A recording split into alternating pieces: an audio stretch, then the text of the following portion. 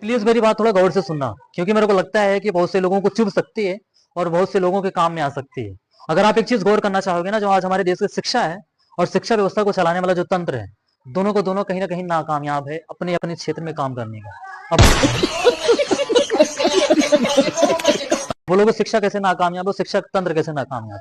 अगर देखोगे तो कोई भी स्टेट लेवल का एग्जाम होता है, जैसे यूपी पुलिस की बात की जाए, एसएससी की बात की जाए, या फिर कोई भी एग्जाम हो, यूपीएससी की बात की जाए, या फिर जेई मेंस एडवांस की बात की जाए, तो उसका जो एग्जाम सेंटर होता है ना, वो इंडिया में रह के ही किसी अदर स्टेट में भेज दिया जाता है। अगर अगर जो सेंटर होता है, अगर यूपी का रहने वाला लड़का है, अगर उसका सेंटर जाता है तो ज्यादा ज्यादा मध्य प्रदेश जाता है, या फिर ज्यादा दूर ले जाना चाहे तमिलनाडु जाता है, या फिर अगर उसको तोड़ना है तो उसका सेंटर भेज देते हैं अंडमान निकोबार। समझ रहे हो? समझ रहे हो आप? समझ रहे हो ना? और अगर आज के सिस्टम में देखा जाए ना, तो आज का सिस्टम ऐसा सेंटर बना रहा है, ऐसे सेंटर ऐसे ऐसे जगह पे सेंटर डाल रहा है कि बच्चा जाने से पहले ही टूट जाए। अगर देखा जाए तो हाल ही में नीट का एग्जाम, री नीट कल 21 तारीख है, कल के लिए मतलब होने वाला है। देखा जाए तो एक बच्चा जो नागपुर का है, उसका एग्जाम सेंटर इन्होंने अबू धाबी दे दिया। मतलब नागपुर से सेंटर अबू धाबी, मतलब आउट ऑफ कंट्री सीधा ही।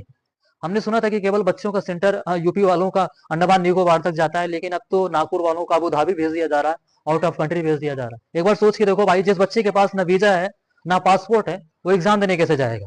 और जब इसकी बात एनटीए वालों से की गई तो एनटीए वाले बोलते हैं कभी कभार सिस्टम में ग्लिच आ जाता है। मैं तो तेरे को हरामी समझता था, तो राम निकला रे, देव मानुस निकला रे। और जब उनके पिताजी ने बच्चे से पूछा तो उसके ऊपर दोष लगाया जा रहा है, एनटीए वाले दोष लगा रहे हैं कि बच्चे ने अपना सेंटर चेंज कराया था। एनटीए वाले सिस्टम में बैठे हुए लोगों से मेरा एक प्रश्न है कि जब बच्चा अपना सेंटर चेंज करा रहा है, तो उठा के सीधा उसका आउट ऑफ कंट्री डाल दोगे, मतलब आउट ऑफ कंट्री दे दोगे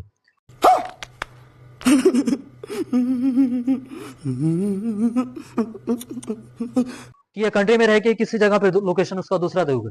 मतलब इंडिया का कुछ भी यार क्वेश्चन कहीं से भी लाकर खड़ा कर देता है कि बच्चे ने सेंटर चेंज कराया था इसलिए हम उसका अबू धाबी डाल दिए। और बच्चे को एक बात नहीं समझ में आता, जब बच्चा ऐसे लोकेशन पे अपना देखता है ना उसके पास वीजा ना पासपोर्ट, और जाने से पहले वो टूट जाता है। आज हमारे देश की जो सिस्टम है, जो शिक्षा व्यवस्था का लेकर सारा स्तर बना हुआ है, वो कहीं ना कहीं से बिल्कुल लचीला हो चुका है।